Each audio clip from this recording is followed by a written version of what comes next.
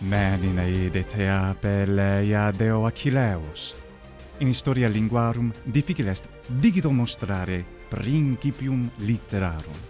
Et cum litteras dico, significo eam, quam vulgo solemus dicere literatura, cum litterarum principium linguae Italicae indicare volumus ad Dantem spectamus. Sed ipse Dante scerte de Vergilio de antiquis Romanis scripsit, similiter Anglicae linguae initia de Shakespeare tractamus. Si de Anglica regentiore loquimur, sed ille nimirum saepe numero personas historicas mythologicasque ex litteris classicis sumsit. Et Romanorum primae litterae ut plauti maiorem partem Graecis debent, ac plane omnes scriptores Graeci spectavant ad Homerum. Totus cultus occidentalis, quad litteras attinet, ad Homerum spectat.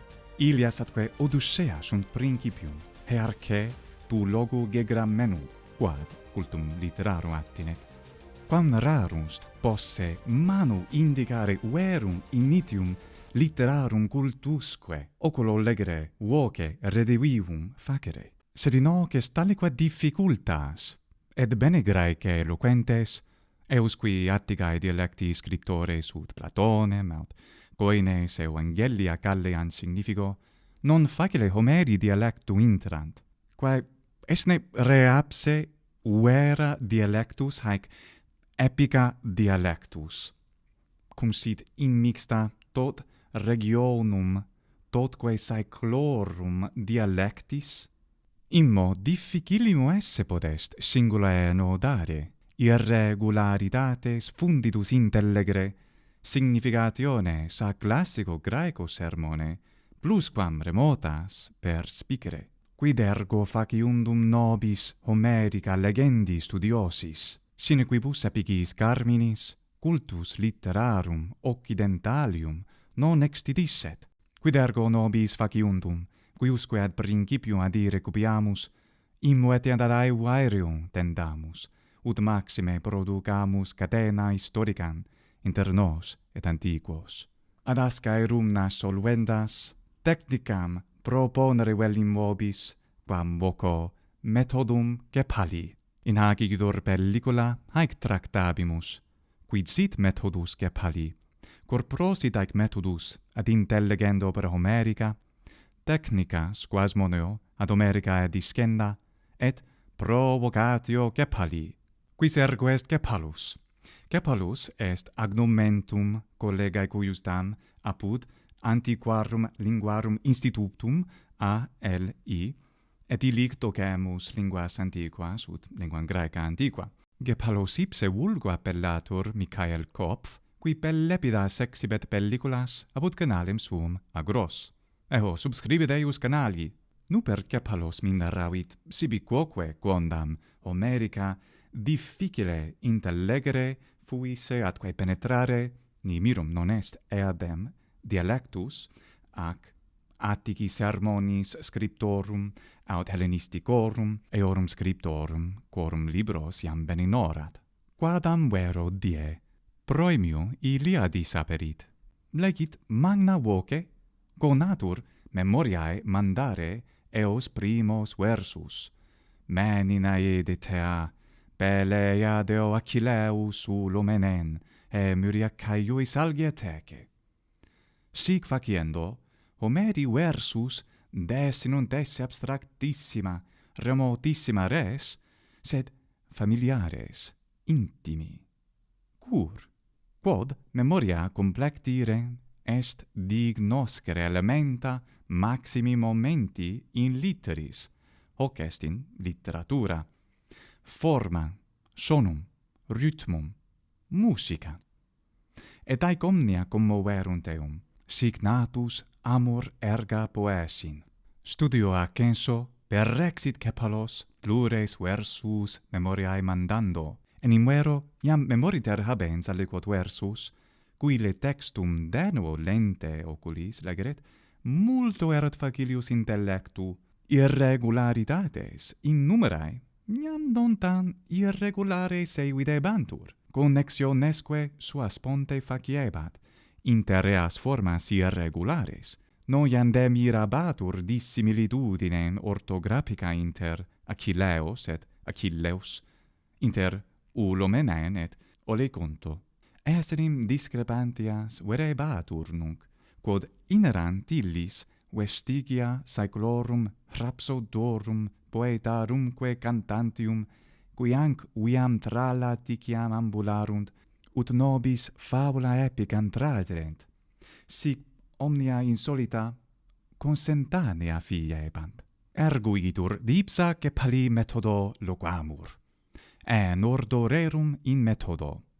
Primum, versus Homericos memoriae mandatote, magna voce recitando, voletiam scribendo, sed semper rhythmo recto, magna voce dicendo. Secundum, aeorum versum analysin facitote, auxilio commentariorum grammaticorum, vel alia qualibet fonte. Haecine sunt omnia duo tantum gradus? Revera plure sunt subgradus sub isque duobus gradibus maioribus, quos tractabimus Paulo post. Quo pacto recte recitemus hexametros Graecos, ja alis pelliculis mostravi, atque etiam in hodierna pellicula vobis iterum mostrabo. Se primo omnium opus est nos inquirere quade causa talis methodus suo munere fungi possit. Inversa videtur methodus, nonne? Anne revera portet nos, memoriae mandare id quod non intellegamus? Puta, quod carmina sunt vobis nota, quorum vocabula singula non omnino nota sunt. Tamen melodia et significatu eius carminis, te afficit. Vel auscultans, vel submissa voce cantillans,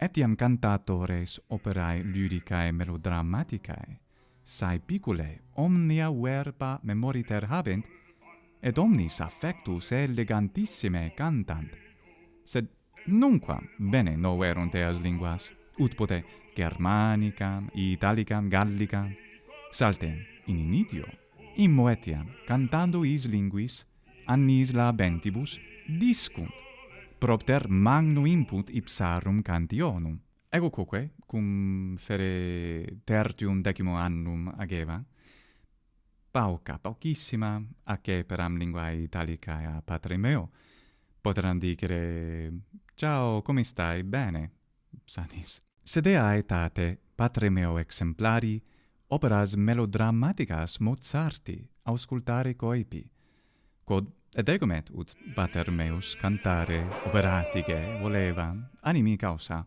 ex inde cantica didige ut non piondrai farfellone amoroso, atque etiam notte giorno faticar per chi nulla sa gradir, et satis bene, et recte pronuntiando, mentem meam praeparavi, ad res quas Hercle Nuberius intellexi, palam de lingua italica, ut exemplum fera. In is versibus sunt elisiones, vel potius sunaloi pai. Notte giorno, non notte et giorno, et non più andrai farfellone amoroso, non più andrai farfellone amoroso, bravissime foret illud. Et enim sagradir, scit godere, haec est formula verbi sapere plus verbum, quod non sig dicimus Anglice, sed magni momenti est linguae italica. Conscius non eran harum rerum complexarum, explicitarum grammaticalium, morphologicarum, nec opus erat, quia ipsum carmen me docebat, melodia et rhythmo, quid significarent omnia. Dende, post multos annos adultus in Italia vivens, non nunquam singula horum canticorum de novo considerabam, ut nunc considero et respicio animo meo, et invenio me statim intellegere carminum juncturas gradu profundiori, et un italicum sermone, melius nosco, ea qua in carminibus abinc decennia didicera, me adjutant identidemque, ut aperiam facilius litteras, loque lasque Italorum. haec species scientiae gestabilis, notitiae portabilis, in linguis discendis operae pretium potest esse dividere nixus, nitimur ad vocabula discenda, nitimur ad paradigmata grammaticalia noscenda, nitimur a littera sipsa scribendas, praecipoe Graece, se orthographia est aliena nobis. Non nunquam operae pretium est dividere osce nixus. Exempli gratia, quo Homericum opus legimus Graece, oportet nos bene recitare, metrum servantes. Sed, si volimus eodem tempore recitare atque tenere sensum versus, atque etiam sequi drama poeseos, et etiam intellegere morphologia insolita anteclassica, valde difficile potest esse. Est ut praestigia sagere, etiam praestigiator in principio unam tantum pilam iactat. Homeriani epe, carmina epica, non sunt ut alia scripta antiqua Graeca. Immo valde differunt, propteria quod mixtio multarum dialectorum tot saeclorum sunt, ut ne fieri possit, Homerica reddere in sermonem nostrum Graeco antiquum quo loquamur, ut vobis plus minus eodem classico ladino sermone nunc locor, ac Vergilius Aeneidis auctor scripsit. Grammaticae, dictionis, morphologiae magna pars aliena est Homerica, ab Graeco classico coenoque. Fieri non potest prosam scribere, colloquio garrire in dialecto Homerica. Atque etiam Atheniensibus classicis fuit Homeri sermo ad modo alienus. Attamen, Homerica epica domesticarunt sibi. Quomodo? Indea teneris unguiculis, puri Graeci en didascalu, memoriae tradebant versus Homeri ut possent coram magistro et alis condiscipulis, memorite recitare magnos Iliadis Odysseaeque locos, et sic fecerunt multis annis antequam maturitata advenderint, ut singula intellegerent, et enudarent, et disputare quirent. Cui bono? Quid auxilia et discerent renguius di media fortasse pars tantum sit intellecta? Cur tanti ponderis Homerica facerent? Ecce causa. Ilias et Odyssea, mores et virtus impure posse pudabantur.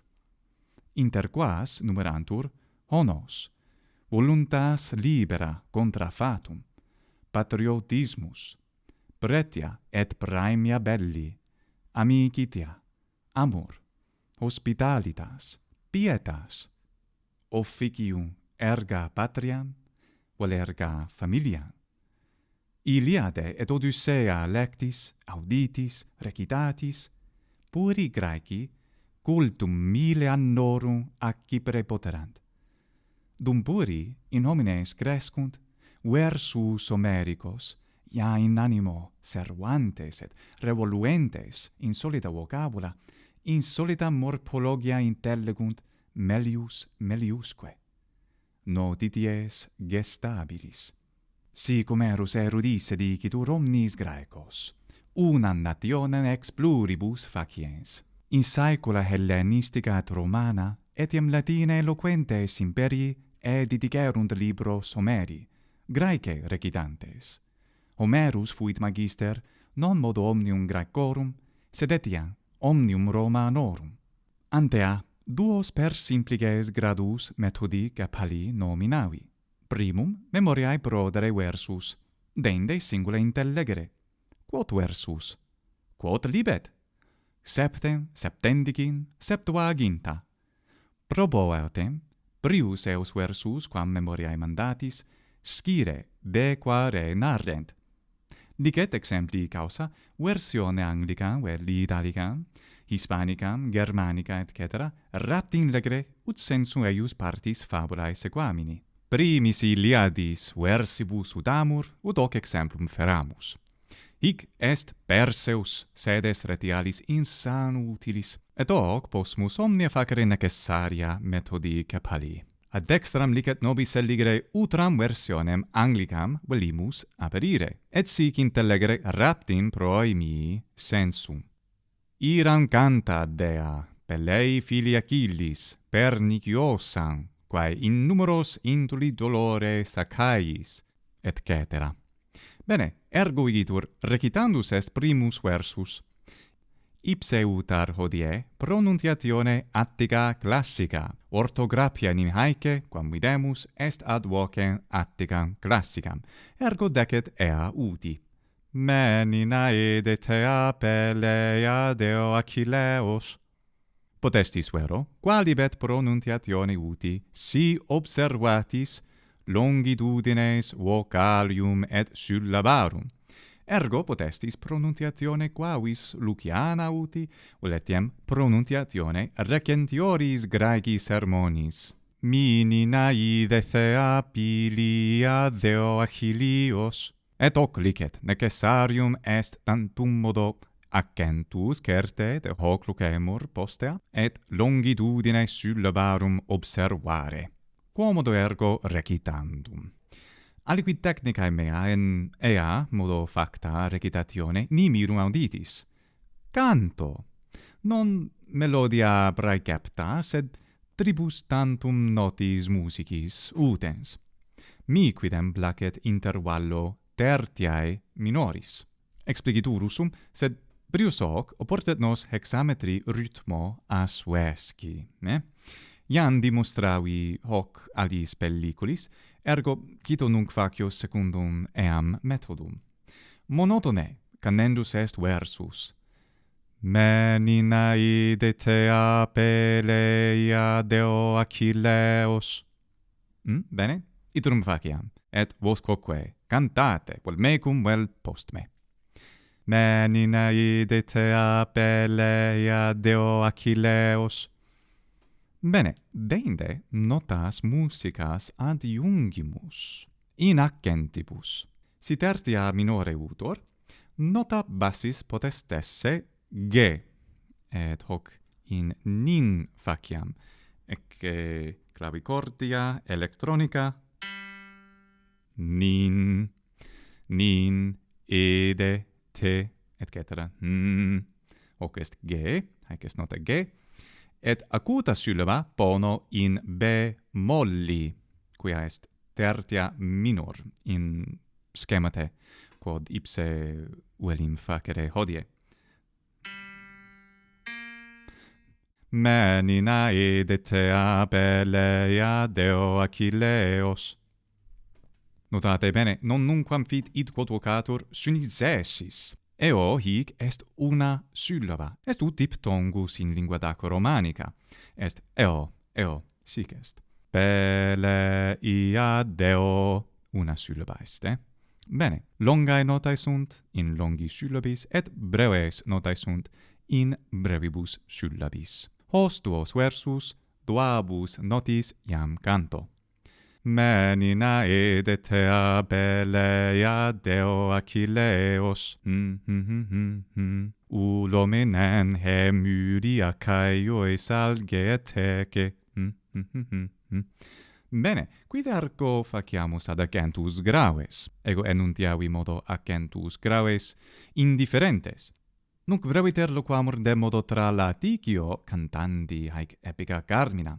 Secundum indagationes huius vest, et multorum aliorum doctorum cantabantur omnino, etiam ad finem versus breve spatium temporis pergebant rhapsodi notas canere guitarra ut aerem inspirent et habeant ad proximum versum cantandum, nonne?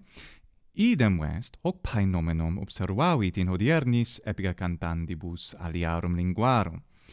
Paus est facienda ad finem versus, etiam in media sententia.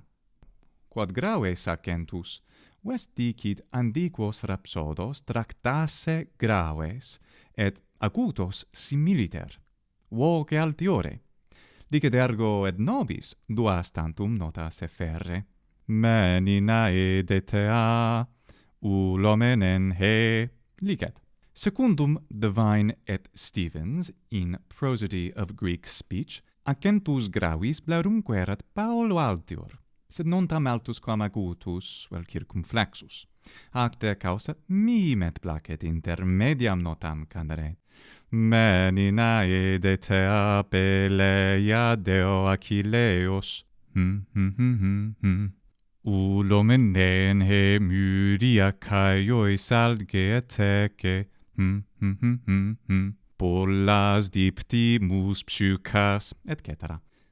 Et quoniam habemus tertiam notam, quantum libet licet post accentum acutum lentiuscule descendere. Hoc etiam in Hellenistigis Carminibus observatur, ipse facio varietatis causa. Meninae de tea peleia deo Achilleos. Ulomenen he myria caiois alge eteke. Pollas diptimus psychas aedi proiapsen. In vocalibus productis licet notam gratiae adibere.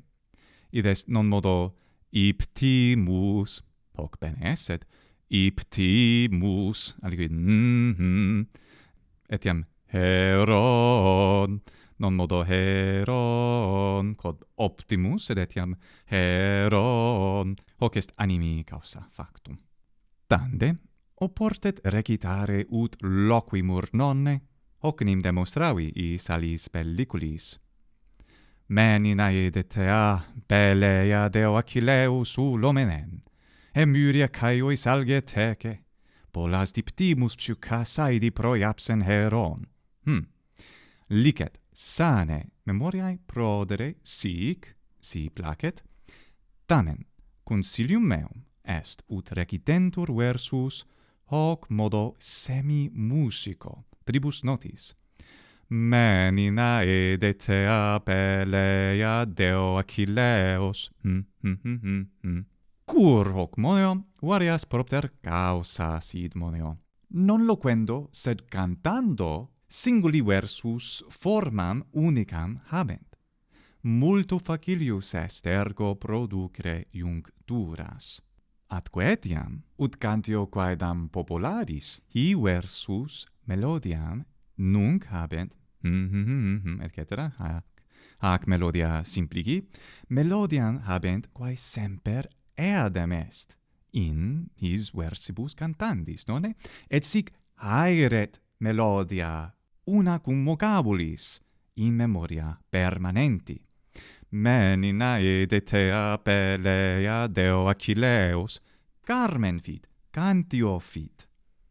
Veri autem cantantes antiquis sane cantabant melodis multo ornatioribus, non triumdantum nodis ut facio ipse hic. Si novare melodis est vobis ars, licet Hercle.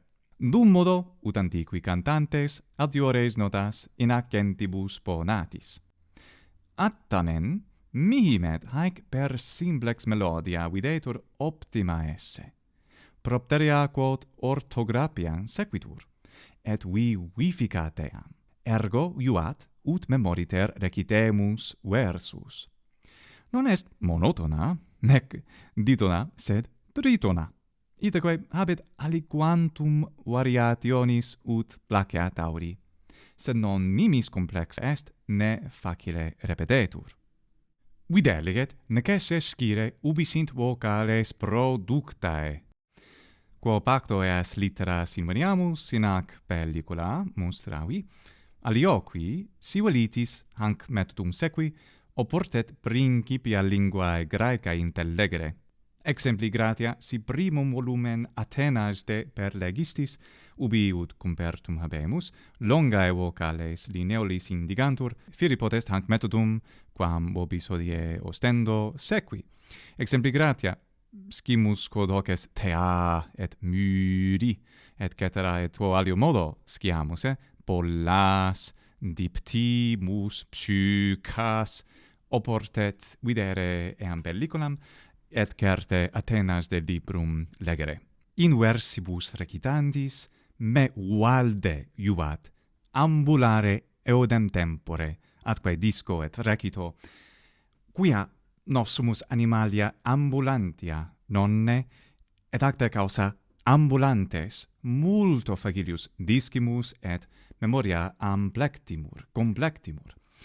Egueram mire sut scitis, et nos, ambulantes in agmine, sic fecimus, left, right, nonne, et acte causa mi placet ictum facere aeodem tempore atque ambulo sinistro pede.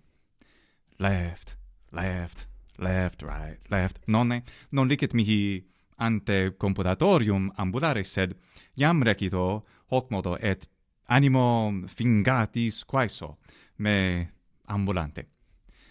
Menina edetea pelea deo Achilleos, ulo menen he myria caio salge atece, polas diptimus psychas aidi proi absen, heron autus de loria teuce gynessin, et cetera. Et ja quia cantavam eis partibus eis intervallis non optime me feci. Nequidem bene canto os versus, melodia non optime facio hanc melodiam iam cantando, sed cantillo subcanto et subcantans memoriae trado. Bene, iam cantemus proimium, totum proimium, septem versus. Hac metodo. Si non potestis ambulare, bene saltem tessin atque arsin agere pede, sed cantetis mecum. Menina edetea pelea deo Achilleos, ulo menen he myria caio salge atece, polas diptimus psychas aidi proi absen, heron autus de Heloria teuce gynessin, uio nois ite pasidios de tele et obule, exudeta prota diaste teneris ante, Atreides de Anaxandron cae Dios Achilleus.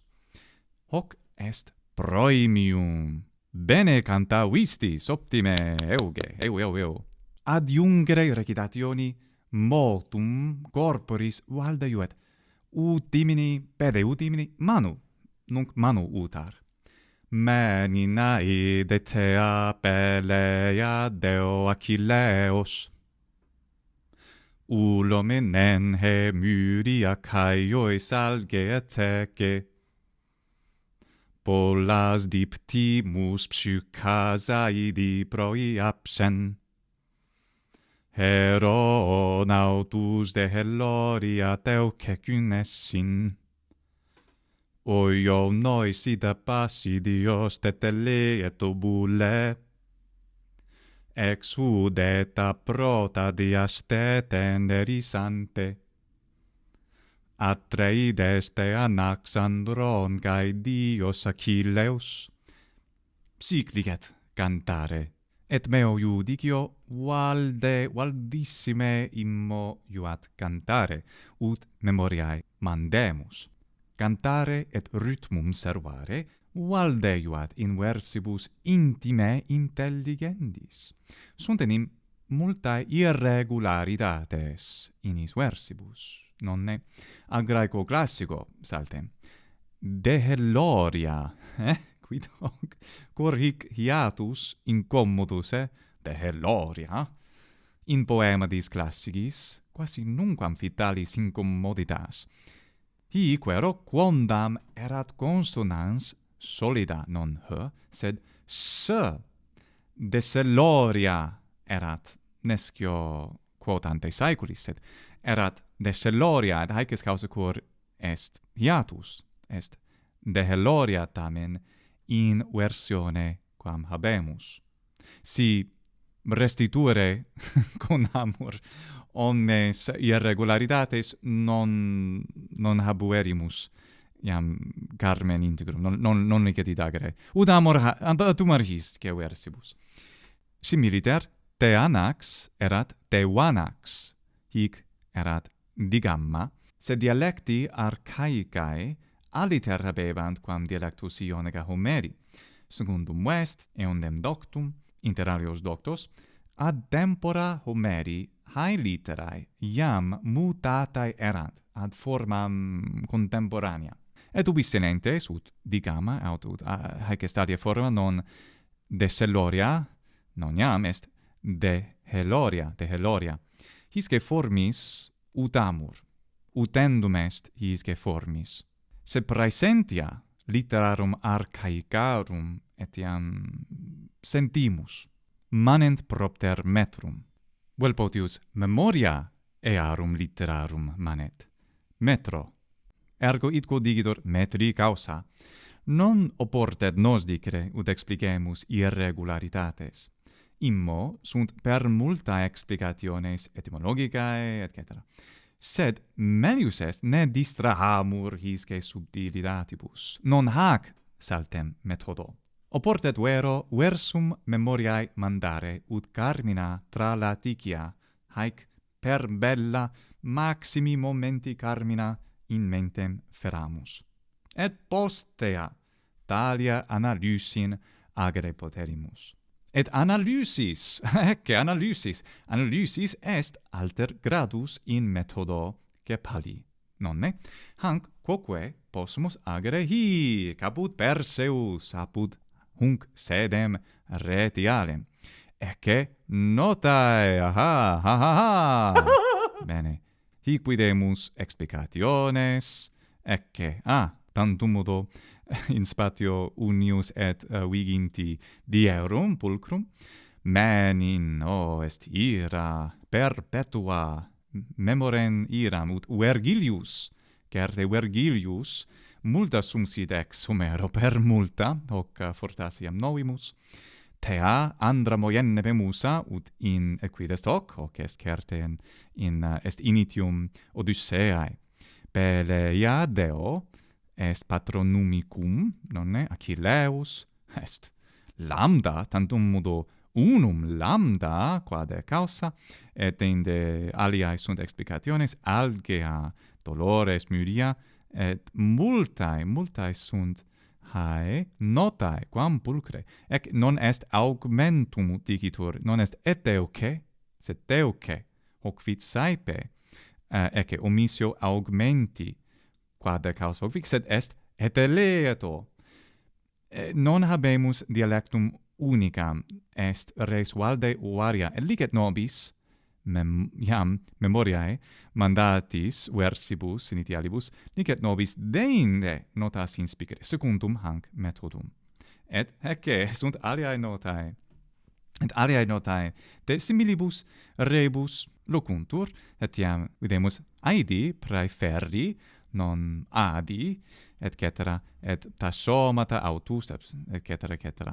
Bulle quid significant, est res mira. Licet etiam nobis apud Persius vocabula ignota premere, exempli grazi non videmus eras notas, alge, quid sit alge premimus, et aperit, et deinde videmus algos est fortasse alge, est nomen pluralis numerus neutrum, nominativum epicum vel ionicum, et inde licet nos dictionarium premere LSJ, ut dicitur Anglicae LSJ premere, et ecce pain, algea, dolores, algea tece, iam fortasse carmen est in mente, haerens ut spero. Et quid si proi absen, quid si escio, quid si proi absen, ecce, et apud middle, est proi apto, est hapto, intelligimus, proi absen, Bene, et cetera multa, quid amplius et eleodo, quid est et eleodo fortasse non agnosco quid sit et LSJ od midel teleo telos ut finis bene per sic possumus omnia singula intellegere etiam hoc quid hoc erisante est dualis numerus est erisante atque etiam hoc ergo dualis est. Dualis non nunquam videtur numerus apud Homerum, nonne. Et acta causa possumus omnia singula intellegere, sed consilium huius methodi, Gepali, est notas videre et intellegere et singula intellegere, quousque velimus, et quantum velimus, postitia quam nos memoriae mandaverimus. Et hoc modo nixus divis serimus. Primum, raptim, Anglica, quale per lingua, germanica, etc. Japonice, lingua nostra nota, licet nobis raptim sensum versum tenere. Et dein laboramus, ut rem maioris momenti faciamus, et hoc est memoriae prodere versus, oportet nos prodere, mandare memoriae nostrae versus, secundum hac methodum. Tunc, postea notas legamus, et fortasse non omnes, ut placia, quia possumus etiam pergere, velimus aliquid fortasse profundius intellegere nisce versibus, et non necesse est omnia discere nunc ipsum. Agere possumus analysin, aut generalem, aut subtilem, ut juat.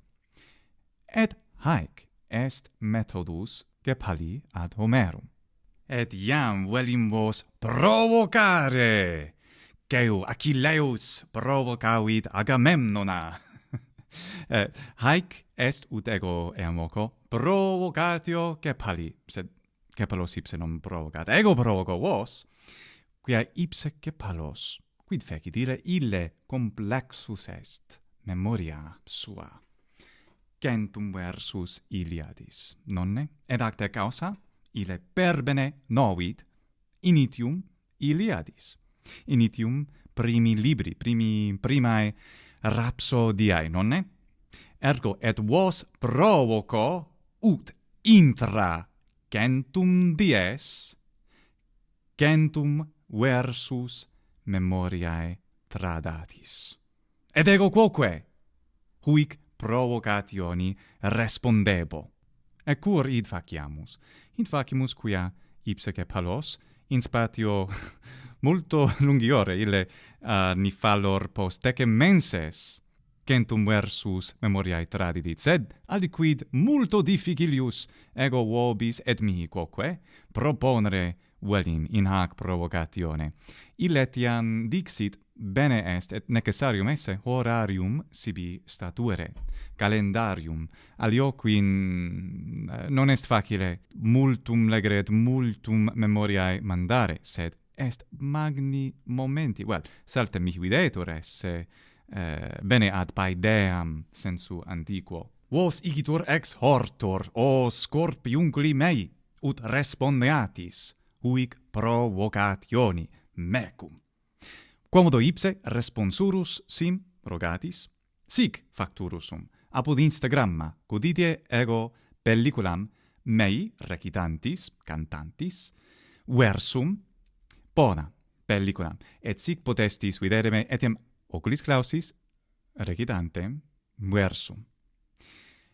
Et dende intra centesimum diem, et illa dies est 20 et 6 dies Iulii mensis, equidem debeo oculis clausis omnes versus initium certe centum versus Iliadis cantare, recitare.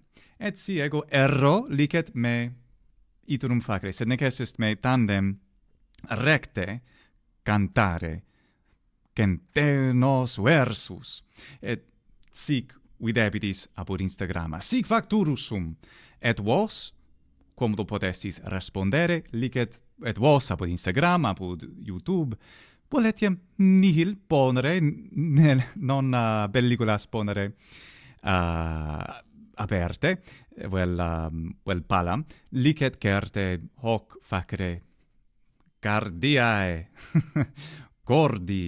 cordibus vestris, non est necesse coram facere, et etiam quid amplius, ego habeo hic notas. Bene, dies intra, vigessimum et sextum diem Iuli, memoriter recitare initium, usque centesimum versum Iliadis, oculis clausis, sic scimus nos, non dolo uti, non Odysseus non sumus, Achilleus potius fortasse, et hoc est, id quod provogatio Cephalli nomino, est illud. Estisne quodam incredibili robori animi, ut mecum huic provocationi respondeatis, in commentaris subter ego velim legere vos audaces huic respondere. Et vos, qui intereritis castris Homericis antiquarum linguarum instituti, quae habentur a vigesimo ad 11 diem Iuli, maxime provoco ut mecum hoc faciatis. Ita para bimini perbene et studia quae lic facietis, nec est centenos versus memoriae tradere certe, licet viginti, licet duos, iam vos memoriter habetis duos versus, est aliquid pulchris, aliquid amoines, aliquid heroici, etiam duos binos versus memoriae tradere. Ecce divisio argumentorum, quae inveni in primis centum versibus. Paene, haec est paene divisio capitulorum, vel scenarum, et ego sic divisi, ut mihi facilius sit intellegere quid accidat. E prois singulis scenis mi est in mente sequi Ranieri reverse recall, quae est technica quam expono in hoc libro apud Amazon, apud Amazone, et videbitis me sic agere, si progressum meum seque mini apud Instagramma. Et deinde tandem apud Polymathy, apud alium canalem, alterum, fortasse potius canalem, equidem conclusionem meam bonam. Deinde quid facturus sum. Videbimus utrum necne, ego possim hoc facere. Nescio. Prodestne sic facere memoriae tot versus tradere? Nescio. Theorice mi videtur optimum consilium, nescio sed equidem hanc hodon sequi velim, et videbimus quia bonam pelliculam apud Polymathy, ut conclusiones meas vobiscum compertiar.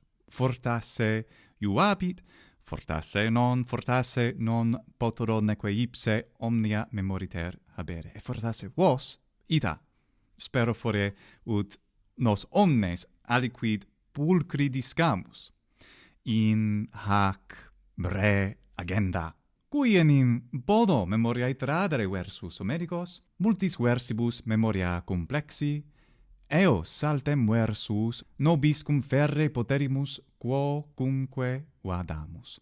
Similiter mecum semper sunt ea cantica, and then while I'm away, I'll ride home every day. Male canto, sed etiam sed est mecum, et atque etiam possum cantare non piondrai farfellone amoroso, et ea significatio quae est in carmine, ego semper mecum habe, ego semper rideo cogitans de Figaro cantante. Haec est notities gestabilis. Memoriter habere Homerica est etiam paedea ipsa antiquorum, qui sic sunt eruditi. Atque etiam, et hoc invenietis gradatim ut hoc experimentum experiami, sed memoria est ut musculus, et fortasse non est analogia optima, sed ego hoc inveni in vita mea, si ego memoria meam exercio, ego possum melius memoriter habere varias res. Musculus exercitus fortior fit ut plus laboris, minore contentionis faciat. Similiter memoria nostra sic exercendo, videbidis etiam faciliusque firi memoria tenere, non modo Homerica, carmina, sed omnia. Vos provoco. Si quid interrogare volitis, scribidote in commentaris. Huic provocationi respondeo atque etiam commentaris vestris. Gratia summas vobis ago humin oida caritas pollas, cae valere jubeo vos, quam Homericissime erroste hugienete.